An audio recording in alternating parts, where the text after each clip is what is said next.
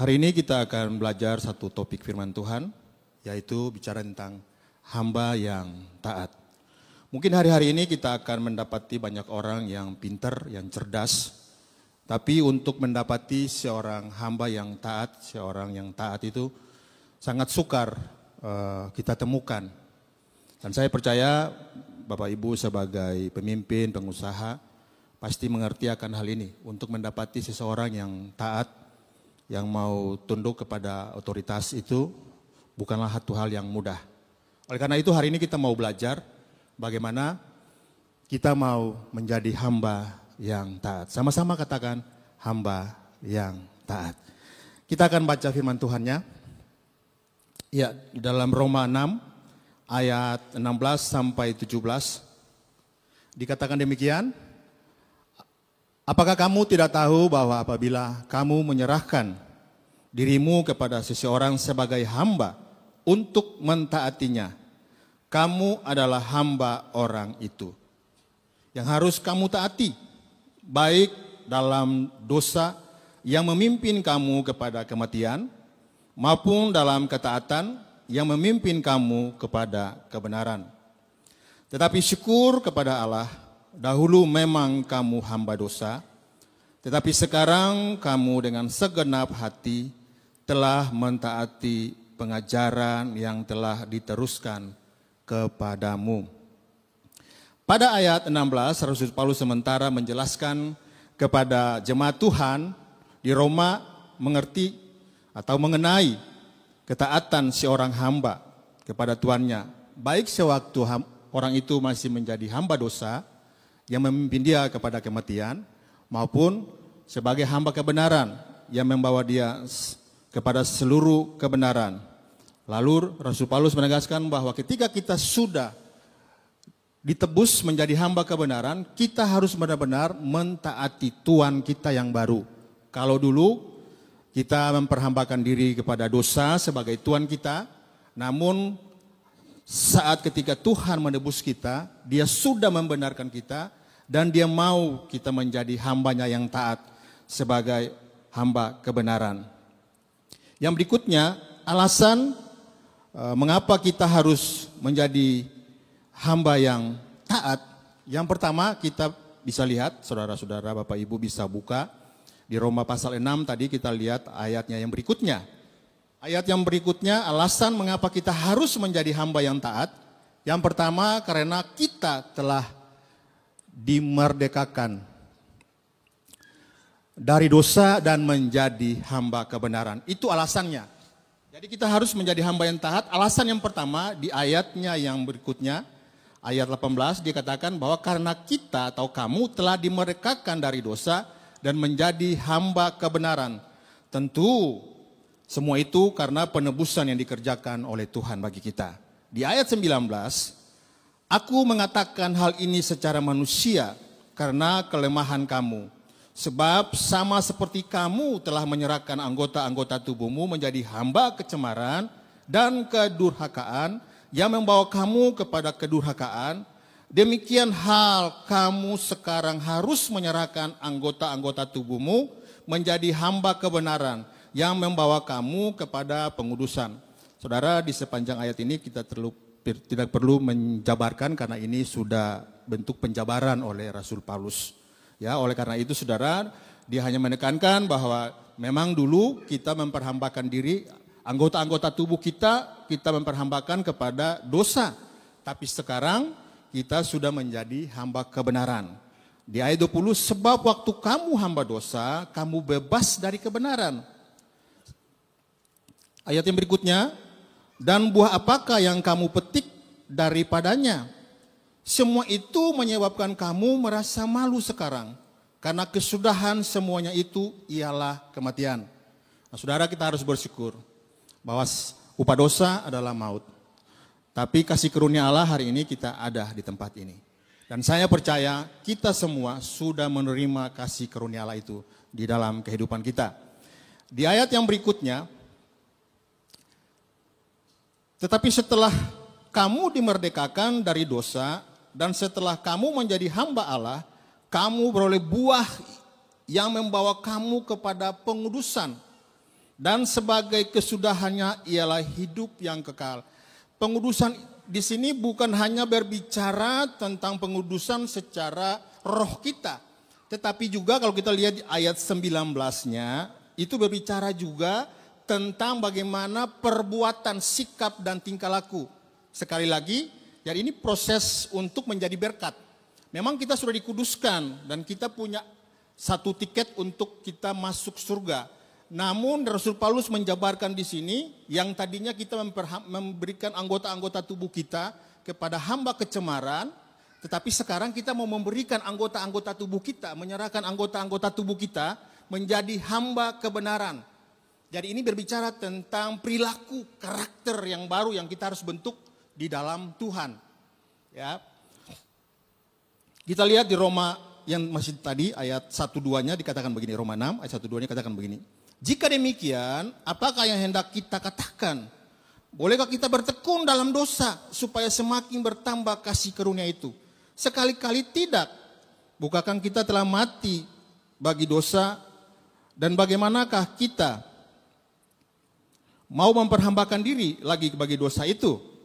Jadi saudara, dengan jelas Rasul Paulus menjabarkan bahwa memang hari ini kita sudah memberikan diri dan anggota-anggota tubuh kita supaya menjadi hamba kebenaran. Nah, untuk menjadi hamba kebenaran itu Tuhan mau kita menjadi hamba yang taat. Supaya kita bisa mensinkronkan pikiran Tuhan dengan pikiran kita. Bukan saja Tuhan menyelamatkan kita lalu kita bebas untuk melakukan segala hal seturut dengan cara hidup kita yang lama. Justru Tuhan mau kita sudah berpindah tempat dari cara hidup yang lama kepada cara yang hidup yang baru. Hidup di dalam karakter yang baru, hidup di dalam sikap dan tingkah laku yang baru. Supaya kita bisa mencerminkan hidup kita sebagai seorang hamba Kristus. Itu intinya saudara. Yang kedua, hamba yang taat adalah hamba yang mengasihi tuannya. Kita lihat Yohanes 14 ayat 15. Jikalau kamu mengasihi aku, kamu akan menuruti segala perintahku. Jadi saudara, bukti ketaatan kita adalah kita melakukan segala perintah Tuhan. Bukan separuh-separuh. Tentu kita ada di dalam perintah yang baru, yaitu kita hidup dalam kasih. Ya. Tentu kita tidak lagi cenderung terjebak di dalam hukum Taurat. Tapi yang dimaksudkan adalah kita melakukan perintah-perintah dalam hukum-hukum yang baru, hukum-hukum yang diberikan oleh Kristus lewat kasih karunia yang Dia ciptakan untuk kita, yang Dia berikan bagi kita. Jadi saudara, bukti ketaatan kita adalah jikalau kita mengasihi Tuhan dan mau menuruti segala perintahnya, sebaliknya bukti dari ketidaktaatan kita adalah kita tidak mengasihi Tuhan tapi mengasihi diri kita sendiri, mengasihi daging kita, dan kita menikmati dosa. Jadi sebaliknya kalau kita mengasihi Tuhan, kita mengikuti perintahnya, tapi sebaliknya ketika kita tidak mentaati Tuhan, justru kita mengasihi diri kita mengasihi daging kita, dan kita menikmati dosa yang seharusnya sudah kita kuburkan. Nanti saudara baca di Roma ini, pasal 6 ini, saudara baca nanti di ayatnya yang keempat seterusnya, kan saya tadi baca ayat 1, 2, 3 sampai ayatnya kurang lebih ayat yang ke-14 kalau nggak salah. Itu berbicara tentang bagaimana kita sudah menguburkan dosa kita. Kita sudah turut mati bersama-sama dengan Kristus, makanya itu diangkat dalam pengertian baptisan, masuk dalam kolam baptisan. Jadi kolam baptisan itu saya sedikit jabarkan bahwa itu membuktikan bahwa kita sudah menguburkan hidup lama kita dan kita mau bangkit dalam hidup yang baru dan hidup bersama-sama dengan Kristus. Jadi otomatis saudara ketika kita menjadi hamba kebenaran, kita harus taat sepenuhnya kepada Tuhan Yesus sebagai Tuhan kita yang baru. Yang ketiga saudara, bentuk penundukan diri. Jadi saudara, dari ketaatan itu menjadi seorang hamba yang taat. Hamba yang taat itu adalah bentuk penundukan diri. Jadi kalau kita katakan kita hamba yang taat, adalah bentuk penundukan diri kita kepada otoritas yang ada di atas kita. Penundukan diri adalah berserah, taat, tunduk. Merelakan diri dipimpin oleh orang lain. Jadi saudara adalah berbicara tentang ketaatan, adalah berbicara tentang penundukan diri kepada otoritas yang ada di atas kita. penundukan diri adalah suatu kualitas hidup yang kita tunjukkan. Jadi penundukan diri di sini adalah suatu kualitas hidup yang kita tunjukkan sebagai video hidup, sebagai surat yang terbuka bagi orang sehingga orang melihat kita. Jadi saudara, penundukan diri itu adalah bentuk ketaatan kita atau bentuk kerelaan kita dipimpin oleh orang lain. Ada pepatah yang mengatakan, di atas langit masih ada langit. Dalam pengertian bahwa setinggi-tingginya posisi seseorang masih ada yang lebih tinggi. Jadi saudara, kita butuh tunduk kepada otoritas yang ada di atas kita. Supaya kita bisa belajar bagaimana menjadi hamba yang taat. Nah kalau saudara, hari ini kalau kita tidak bisa menunjukkan kualitas hidup kita, mentaati pemimpin kita yang kelihatan, bagaimana kita mau mentaati Tuhan yang tidak kelihatan? Oleh karena itu untuk menjadi seorang hamba yang taat kepada Tuhan yang kita sembah, yang sudah membenarkan kita, kita harus belajar menundukkan diri kepada otoritas yang kita lihat di depan kita. Ya, baik sebagai seorang pemimpin, baik juga sebagai seorang yang Tuhan percayakan. Ya, tidak pernah seorang itu mau menjadi gembala yang baik, mau menjadi pemimpin yang baik, kalau dia tidak mau digembalakan, kalau dia tidak mau dipimpin. Begitupun tidak mungkin seorang itu menjadi orang tua yang baik kalau dia tidak pernah mau menjadi anak yang baik. Sebaliknya, seseorang dia tidak mungkin menjadi seorang pemimpin manajer yang baik kalau dia tidak pernah mau menjadi bawahan yang baik. Saya kembali lagi, mungkin Bapak Ibu di sini yang pengusaha mengerti hal itu. Kalau saya sedikit-sedikit mengerti aja. Karena saya tidak terlibat sebagai pengusaha, tapi saya percaya apa yang kita belajar hari ini sangat dimengerti oleh Bapak Ibu. Jadi itulah yang harus kita tampilkan Bapak Ibu. Karena dimanapun kita berada, hidup ini kita adalah sebagai surat-surat yang terbuka yang dilihat orang. Yang dilihat sebagai video hidup, kalau dulu mungkin belum ada video jadi dicatat sebagai surat yang terbuka. Tapi hari ini kita mengerti tentang video hidup, tentang video. Jadi hari ini kita sebagai video-video yang hidup, yang bisa ditonton, yang bisa dilihat oleh semua orang. Oleh karena itu kita tidak bisa menutupi sedikit pun hal-hal buruk dalam hidup kita. Sebagai pengikut Kristus, kita harus menerapkan nilai-nilai, sekali lagi, nilai-nilai kerajaan Allah di dalam segala kehidupan kita. Kita harus belajar menerapkan sikap hidup sebagai seorang hamba yang taat kepada Tuhan kita yang kita sembah. Karena Tuhan kita bukan Tuhan yang sembarangan, Tuhan yang serampangan. Tuhan kita itu teratur, Tuhan kita itu tertib, disiplin. Ya, jadi kita harus bagaimana memposisikan diri sebagai seorang hamba yang mau taat kepada Tuhan kita yang baru. Nah, tujuan penundukan diri di sini adalah, saudara, yang pertama untuk membentuk karakter kita, membentuk hati kita agar hati yang tadinya tidak taat menjadi hati yang taat. Ya, jadi berbicara tentang ketaatan, berbicara tentang penundukan diri kepada otoritas, saudara, supaya kita memiliki hati yang taat, saudara. Nah ini membentuk karakter kita, membentuk hati kita agar hati kita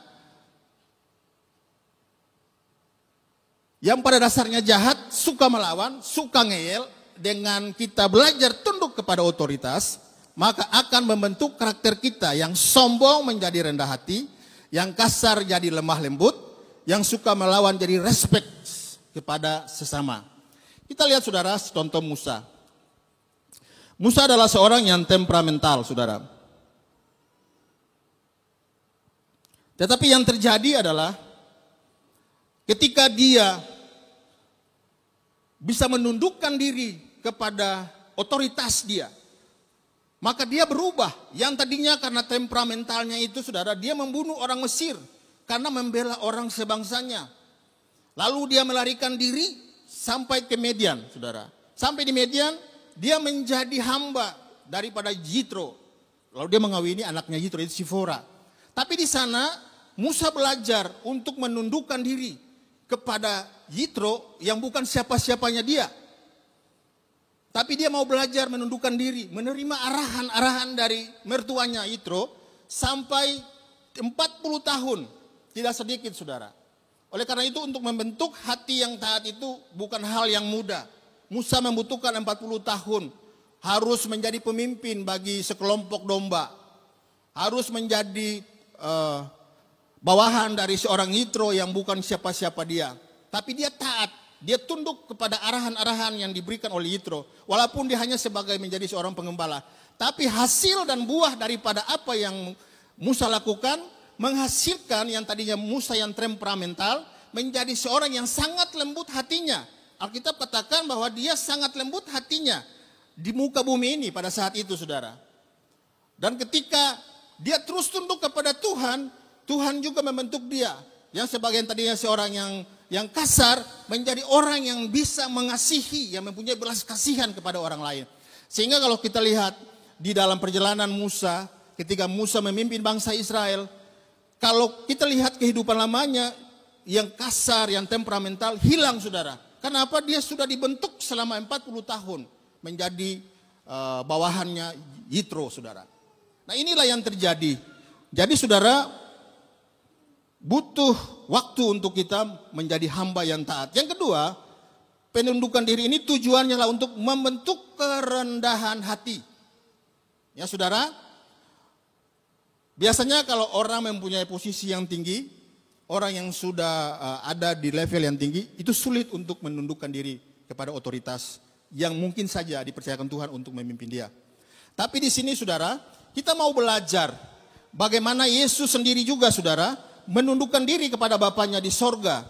Ya, seorang Tuhan, seorang raja di atas segala raja, pencipta langit dan bumi, tapi dia harus menundukkan diri kepada semua yang diinginkan, yang diperintahkan. Sebagai seorang utusan, dia harus turun menjadi seorang manusia. Tuhan mengutus Yesus yang adalah Tuhan satu-satunya, tapi dia harus menjadi seorang manusia. Bapaknya mengutus dia harus tunduk kepada otoritas Bapaknya. Dan dia taat. Alkitab katakan seketika dia lebih rendah daripada malaikat. Dan di saat dia di dalam dunia ini, saudara, dia dihina, dia dicaci, dia dipukul. Alkitab katakan dia tidak pernah bersuara. Dia taat karena itu adalah perintah Bapaknya. Dia harus taat sampai mati. Dan hasil dari ketaatan Yesus itulah kita sebagai anak-anak Tuhan bisa melihat bahwa di kolong langit ini ketaatan seperti Yesus tidak ada di dalam satu diri manusia pun. Oleh karena itu, sebagai anak-anak Tuhan, kita sanggup memiliki hati yang taat.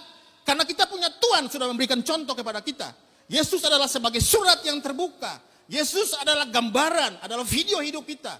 Yang kita bisa pelajari, yang kita bisa nikmati, yang bisa kita rasakan. Bahwa dia bisa merendahkan diri serendah-rendahnya. Bahkan dia bukan merendahkan diri, tapi dia juga sekaligus direndahkan oleh manusia. Nah saudara, kalau belajar hari ini, saya belajar banyak saudara dari perjalanan hidup saya. Tapi puji Tuhan kalau saya bisa ada di tempat ini semua bukan hal yang gampang bagi saya. Mungkin bagi Bapak Ibu yang hidupnya baik-baik dari kecil saja, mungkin itu gampang. Tapi bagi seorang Bobby itu bukan hal yang mudah bagi saya. Ya, jadi saya berjuang untuk menjadi seorang hamba yang taat. Tapi saya bersyukur, Roh Kudus itu dahsyat saudara. Roh Kudus itu luar biasa. Jadi hari ini saudara, jangan pakai kemampuan kita. Kita tahu bahwa di dalam Yehezkel, kemarin saya sudah pernah bawa, Tuhan memberikan kita, Tuhan bertanggung jawab ketika kita menjadi hambanya. Dia bukan saja memerintahkan kita menjadi hamba yang taat, tapi dia sudah memperlengkapi kita, sekali lagi, dia memperlengkapi kita dengan hati yang baru dan hati yang taat. Yehezkel 36 ayat 26c. Saudara bisa baca di situ. Dia memberikan kepada kita hati yang baru dan dia memberikan juga kita hati yang taat. Kalau enggak, tidak bisa kita taat, saudara. Nah inilah semua kerja karya Tuhan dalam hidup kita. Jadi itulah hebatnya Tuhan dalam hidup kita, saudara. Kita sangat menikmati bagaimana Tuhan menunjukkan belas kasihannya bagi kita. Sehingga sebagai anak-anaknya, kita tidak perlu bersusah payah. Memang begini saudara. Kalau kita masih hidup menikmati dosa, memang kita merasa susah. Tapi ketika kita sudah benar-benar mengerti bahwa kita sudah ada sebagai hamba kebenaran, kita harus mentaati Tuhan. Dan itu akan menjadi sangat mudah. Saya kasih contoh. Kalau kita dikatakan untuk mengampuni, kalau kita nggak mau mengampuni, itu akan menyusahkan hidup kita dan sangat menyakitkan kita. Ibarat kata kita ingin orang lain mati, tapi kita yang minum racunnya. Ya, jadi saudara, sebenarnya kalau kita mau taat mengampuni saudara kalau pernah mengalami yang namanya mengampuni orang, itu bukan orang itu yang merasakan, tapi kita yang merasakan dampaknya. Ketika kita bisa mengampuni seseorang, taat taat mengampuni orang itu sebagai perintah Tuhan, maka yang akan berdampak kepada diri kita adalah kita sendiri yang merasa kelegaan.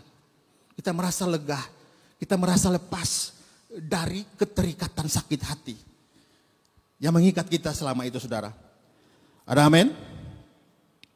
Yang berikutnya, saudara, kalau bicara tentang hamba yang taat itu adalah taat tanpa pertanyaan. Sama-sama dengan saya, taat tanpa pertanyaan. Saya percaya Bapak Ibu sini sebagai seorang pemimpin akan sangat senang ketika menginstruksikan, memerintahkan kepada bawahan untuk melakukan sesuatu, langsung hamba itu mengerjakannya tanpa bertanya. Tetapi kalau hamba itu bertanya apa yang diinstruksikan, bagaimana Pak? Saya nggak ngerti, saya tidak tahu caranya. Pasti Bapak Ibu sebagai pemimpin akan kesal dengan si orang bawahan yang seperti ini. Tapi kalau anak itu langsung mengerjakannya, maka sebagai seorang pemimpin akan sangat senang. Dan ketika mau memerintahkan segala sesuatu kepada bawahan, pasti orang itu yang kita cari, yang Bapak Ibu cari. Karena dari antara mereka yang ada, mungkin orang itu yang terbaik, yang bisa taat, yang bisa langsung mengerjakan tanpa ada pertanyaan-pertanyaan. Kita lihat dalam firman Tuhan ketika Tuhan menyuruh Yosua. Ya, kita baca bersama-sama. Beginilah firman Tuhan kepada Yosua. Ketahuilah, aku serahkan ke tanganmu Yerikho. Ini beserta rajanya dan pahlawan-pahlawan yang gagah perkasa. Haruslah kamu mengelilingi kota itu, yakni semua prajurit harus mengedari atau mengelilingi kota itu sekali saja. Demikian harus engkau perbuat 6 hari lamanya. Dan 7 orang imam harus membawa 7 sangkakala, tanduk domba di depan tabut. Tetapi pada hari yang ke-7, 7 kali kamu harus mengelilingi kota itu. Sedangkan para imam meniup sangkakala. Berikutnya, apabila sangkakala tanduk domba itu panjang bunyinya, maksudnya ditiup, ya, sangkakala itu dibunyikan, ditiup, dan kamu mendengar bunyi sangkakala itu, maka haruslah seluruh bangsa bersorak dengan sorak yang nyaring kuat. Maka tembok kota itu akan runtuh. Lalu bangsa itu harus memanjatnya masing-masing langsung ke depan untuk merebut kota itu. Mengalahkan semua tentara. Jadi ketika Yosua menerima perintah dari Tuhan, dia tidak bertanya tanpa pertanyaan. Yang Yosua lakukan, dia langsung, kalau kita baca nanti ayat selanjutnya, saudara Bapak Ibu baca ayat selanjutnya, di Yosua pasal 6 itu, di ayat selanjutnya Yosua langsung memanggil para imam. Lalu dia menyuruh mereka mengangkat tabut perjanjian, lalu memegang shofar mereka atau sangkakala mereka. Lalu dia perintahkan kepada tentara-tentaranya bahwa mereka harus ada di depan, baru tabut perjanjian itu ada di belakang. Terus dia merintahkan kepada seluruh bangsa Israel harus mengikuti dari belakang. Lalu mereka melakukannya begitu. Setiap hari 1 kali. Ketika selesai 1 kali, mereka tiup 1 kali dan bersorak 1 kali. Hari kedua, ketiga, keempat, kelima, dan keenam dilakukan 1 kali. Tetapi hari ke-7, mereka bersama-sama mengelilingi kota itu 7 kali tanpa bersuara. Sampai 7 kali selesai, baru sangkakala dibunyikan, Yosua merintahkan bersoraklah. Maka mereka bersorak serempak. Dan apa yang terjadi? Di dalam penelitian lain, terjadi gempa bumi yang sangat dahsyat di kota Yerikho. Sehingga kota itu, saudara, saya coba mempelajari sekokoh apa sih tembok kota Yerikho itu. Ternyata tembok itu tebalnya di bawah kurang lebih 6 meter, saudara. Jadi dia terus naik ke atas, di atasnya tuh sekitar 4-5 meter. Jadi tembok itu kokoh sekali, lebar 6 meter kurang lebih, dan tingginya kurang lebih 13 meter. Jadi mustahil bagi mereka mau memanjat atau mau mengalahkan atau meruntuhkan tembok itu. Sangat kokoh. Dan kota itu terbuat dari batu-batu yang keras, saudara. Bukan dari bata, tapi batu-batu yang keras. Batu-batu yang besar, yang lebar, yang keras, saudara. Nah tetapi karena ketaatan Yosua, ketaatan bangsa Israel, maka mereka serempak menyaringkan suara, meniup shofar, dan tembok itu runtuh. Andai kata Yosua ketika Tuhan perintahkan, Yosua pergi dan menangkan kota itu, rebut kota itu. Kalau Yosua bertanya begini, saudara, Tuhan bagaimana kalau kami sementara mengelilingi kota itu, lalu dari atas mereka menyirami kami dengan minyak panas misalnya. Atau mereka memanah kami misalnya. Atau mereka menghujani kami dengan batu-batu besar, pasti kami celaka. Itu kan pertimbangan-pertimbangan yang ada di pikiran manusia biasanya. Karena pasti mereka di atas benteng mereka dan mereka siap untuk menghancurkan musuh. Tapi Yosua tidak bertanya. Yosua langsung bertindak memerintahkan bangsa Israel. Dan bangsa Israel pun tidak bertanya kepada Yosua. Ini hebatnya saudara, ketaatan dari seorang pemimpin dan ketaatan dari orang yang dipimpin. Sehingga yang terjadi mereka mengalami kemenangan yang luar biasa. Ada amin? Jadi bukti dari penundukan diri, bukti dari kerendahan hati itulah membawa kita kepada kemenangan dalam hidup kita. Hari ini saya tidak tahu apa masalah kita. Saya tidak mengerti apa persoalan kita. Masing-masing kita persoalan. Kemarin waktu di Komsel, satu orang Komsel katakan, saya punya masalah begini-begini. Saya bilang, kamu lihat saya baik-baik saja atau bermasalah? Kamu baik-baik saja, kamu tidak tahu saya punya macam masalah. Jadi kita semua punya masalah. Tetapi saudara, bagaimana masalah itu kita bisa memiliki kemampuan, kekuatan untuk mengalahkan masalah itu saudara. Sehingga kita saudara, ketika ada masalah, kita menanggapinya, meresponnya dengan baik. Ada slogan berkata begini, bukan benar atau salah, tapi respon kita. Jadi bagaimana kita merespon masalah yang kita hadapi. Sama seperti bangsa Israel merespon ketika melihat tembok yang begitu besar. Tentara-tentara mereka begitu kuat. Karena pada zaman itu 4.000 tahun yang lalu kurang lebih saudara. 4.000 tahun lalu saudara. Hari ini aja kita mungkin gak bisa bikin tembok 6 meter tinggi. Itu akan sulit ya. Kita lihat tembok-temboknya tipis-tipis ya. Tapi mereka itu pakai batu-batu besar. Jadi pada zaman itu menurut arkeolog. Itu adalah tembok yang pertama yang dibangun manusia yang sangat kokoh. Makanya bangsa Israel ketika melihat tembok itu mereka membuat tembok juga. Ketika mereka menaklukkan tanah Kanaan, mereka membuat tembok yang begitu tinggi juga. Saya belum pernah ke sana tapi kurang lebih hampir sama lah, mungkin 10 meteran ya. Ya, nanti kalau kita sama-sama ke sana baru kita lihat, kita ukur ya. Yang udah ke sana pasti ngerti betapa tingginya. Kurang lebih seperti itulah. Tembok Israel yang kokoh aja masih kalah sama temboknya Yeriko.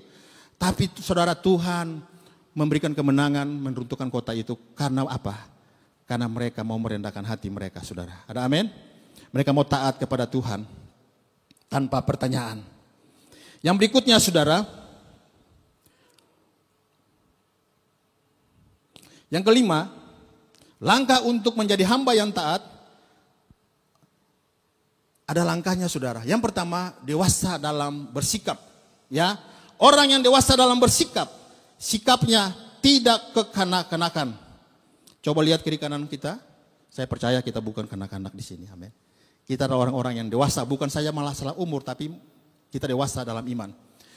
Kita bisa lihat orang yang banyak, yang kalau seperti umur mereka adalah mereka orang tua, tapi kebanyakan juga kita menemukan mereka sikapnya tidak dewasa. Mereka sikapnya kekanak-kanakan. Mereka hanya mementingkan dirinya sendiri, mementingkan emosinya sendiri. Tapi orang yang dewasa di dalam iman, saudara, yaitu orang yang selalu ada pertimbangan. Mereka mau melakukan sesuatu, mereka pasti ada pertimbangan. Oh, ini tidak baik nanti buat istri saya. Oh, ini tidak baik nanti buat suami saya. Ini tidak baik bagi suami saya. Ini tidak baik bagi keluarga saya. Ini tidak baik bagi komunitas saya. Ini tidak baik bagi gereja saya. Selalu ada pertimbangan. Tapi kalau orang yang bersifatnya kanak-kanak, saudara, itu mereka itu hanya memikirkan pikirannya sendiri. Anak-anak biasanya begitu. Mereka hanya memikirkan kepentingannya sendiri. Mereka hanya mementingkan keuntungannya sendiri. Itu anak-anak. Anak-anak itu gak peduli. Main rampas-rampas aja kalau kita lihat anak-anak kan. Kalau bermain suka rampas-rampas gitu. Karena dia hanya memikirkan pikirannya itu. Bagaimana pikiran saya. Bagaimana kepentingan saya. Bagaimana keuntungan bagi saya. Tapi saya percaya di tempat ini. Kita semua adalah orang-orang yang dewasa dalam iman. Amin. Yang kedua. Langkah untuk menjadi hamba yang taat. Adalah fokus pada tanggung jawab. Hamba yang taat selalu fokus pada tanggung jawab. Bukan kepada perasaannya. Saya lagi gak enak hati nih. Saya lagi bete. Saya lagi gak mood. Saya lagi galau. Ya saudara. Jadi sudahlah sebentar aja, nanti aja. Kalian aja, bukan saya. Saya nggak perlu ke situ karena hati saya tuh nggak enak di situ. Saudara, bukan begitu saudara. Jadi bicara tentang kedewasaan, bicara tentang tanggung jawab adalah bicara tentang bagaimana kita bertanggung jawab atas apa yang Tuhan perintahkan kepada kita. Kita harus tetap menjadi seorang teman yang baik, tetap menjadi seorang anak yang baik, tetap menjadi seorang suami yang baik walaupun hati kita lagi tidak enak. Kita harus tetap menjadi seorang sahabat yang baik. Kita harus menjadi tetap seorang pelayan yang baik. Apalagi kalau di atas mimbar seperti ini, mungkin saya tidak tahu, baik WL singer, baik pemain musik, kita kan nggak tahu masalah mereka apa. Tapi kita dituntut di tempat ini untuk bagaimana memberikan senyum. Selalu teman-teman saya, karena muka saya ini agak keras, jadi selalu berkatakan, Bung senyum sedikit. Dan saya sadari itu saudara. Karena kalau kita nggak senyum, ini orang lagi di depan tapi menampilkan situasi hidupnya. Hamba yang taat, itulah hamba yang bertanggung jawab atas apa yang Tuhan ingin dia kerjakan. Jadi tanpa mempedulikan perasaan kita. Kalau kita menjadi hamba yang taat, kadang-kadang saudara, apa yang Tuhan kita inginkan itu tidak sesuai dengan apa yang ada di hati kita. Tapi kita, kalau hal itu adalah baik bagi pekerjaan Tuhan, baik bagi hidup kita, tetap kita harus taat saudara, belajar untuk menerima itu sebagai sesuatu yang baik. Yang berikutnya, langkah untuk menjadi hamba yang taat adalah mengerti firman Tuhan lebih dalam. Makanya Bapak Gembala dan Ibu Gembala di tempat ini selalu menekankan supaya kita mau menekankan kepada komunitas kita, kepada gereja kita, bagaimana kita terus belajar firman Tuhan, baca firman Tuhan. Karena firman Tuhan itu penting. Semakin kita belajar firman Tuhan, semakin kita bisa berbuah. Semakin kita belajar firman Tuhan, semakin kita bertumbuh dan bertumbuh. Dan hasil dari pertumbuhan itu, kita akan membenci dosa, meninggalkan dosa, dan kita tidak akan menikmatinya. Kita akan membuang itu karena kita bisa mengerti firman Tuhan. Firman itu memberikan pengertian kepada kita. Tapi kalau kita tidak mendalami firman Tuhan lebih dalam setiap hari, bagaimana mungkin kita bisa menjadi hamba yang taat? Karena kita tidak mengerti bagaimana cara taat. Tapi ketika kita meneliti firman lebih dalam, kita akan mengerti bahwa untuk menjadi hamba yang Tuhan itu caranya seperti ini. Yesus sudah memberikan contoh seperti ini. Tokoh-tokoh kita memberikan contoh seperti ini. Tapi tanpa pembacaan firman Tuhan, bagaimana mungkin? Jadi harus terus lebih dalam mempelajari firman Tuhan. Yang berikutnya adalah disiplin, ya, mendisiplinkan diri. Kita tidak mungkin hidup dengan orang yang tidak teratur hidupnya, saudara. Kita juga tidak mungkin hidup dengan orang yang tidak disiplin hidupnya. Saya percaya kita ingin hidup dan berdampingan dengan orang-orang yang disiplin hidupnya. Karena orang-orang yang tidak disiplin dalam penggunaan waktu, langkah hidupnya akan sulit. Tetapi di dalam kedisiplinan, jalan akan selalu terbuka. Ada amin? Jadi Tuhan butuh orang-orang yang disiplin, saudara. Hidup dalam Tuhan itu tidak sembraut. Walaupun kita tinggal dalam anugerah, anugerah itu justru mendidik kita. Kalau kita baca di dalam penulisan Rasul Paulus, bahwa anugerah itu mendidik kita, mengatur kita. Bukan hidup sembarangan, saudara. Itu yang terjadi bagi kita sebagai hamba-hamba yang taat. Kalau kita sudah lihat langkah-langkahnya, kita akan lihat bagaimana dampak dari ketaatan itu. Ya, saudara akan lihat dampak dari ketaatan itu, kita mudah diterima. Kita akan mudah diterima kalau kita hidup dengan teratur, dengan disiplin yang tinggi, dengan taat, dengan mau tunduk kepada otoritas, maka kita akan mudah diterima oleh siapapun. Tetapi kalau cara hidup kita lakukan, kita hidupi dengan tidak disiplin, dengan tidak teratur, saya rasa orang semua akan menjauhi kita. Saya percaya itu, saudara. Yang berikutnya, kita mudah dipercaya. Bapak Ibu sebagai anak-anak Tuhan yang punya usaha, gak mungkin kasih sesuatu yang mempercayakan sesuatu kepada seorang yang hidupnya amburadul. Jadi saya percaya pasti Bapak Ibu cari orang yang mudah dipercaya karena lihat pola hidupnya. Yang berikutnya, dampak dari ketaatan kita adalah hasilnya akan maksimal. Kalau kita disiplin, kita teratur, tentu hasilnya juga akan maksimal. Saudara lihat Daniel, dia disiplin, bukan saja dia berdoa 3 kali sehari di soto rumahnya. Daud bukan saja berdoa 7 kali dalam sehari untuk memuji-muji Tuhan, tapi Daud juga tunduk dan taat. Dia punya 1000 alasan untuk menjadi raja yang kacau, raja yang rusak. Tapi dalam proses hidupnya, walaupun awal-awal Daud itu beberapa kali melakukan hal yang menyakiti hati Tuhan, tapi Tuhan terus mendampingi dia, sehingga dia mau tunduk kepada teguran Nabi Nathan, saudara. Ketika Nathan menegur dia, dan di situ dia bertobat sungguh-sungguh.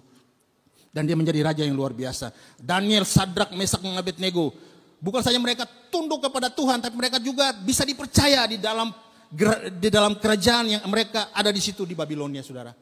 Bahkan Daniel itu, saudara, dia bukan dalam satu kerajaan, tapi perubahan-perubahan kerajaan itu sampai ada Persia, Babilonia ke Persia dan sampai kepada kerajaan-kerajaan. Ada 4 kerajaan yang berubah di situ. Dia tetap dipercaya.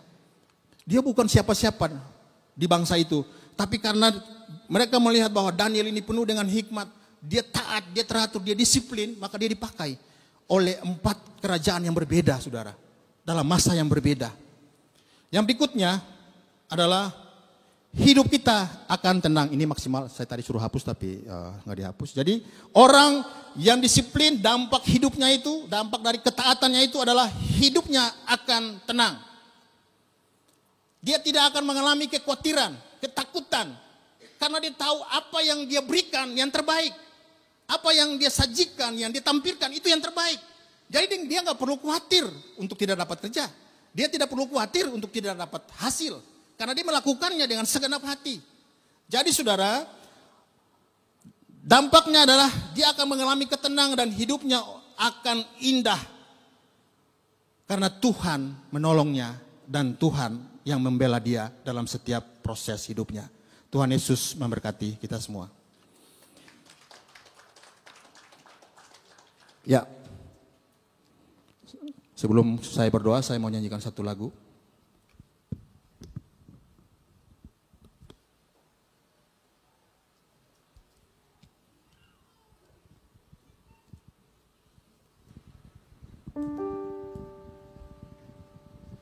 Ku tak membawa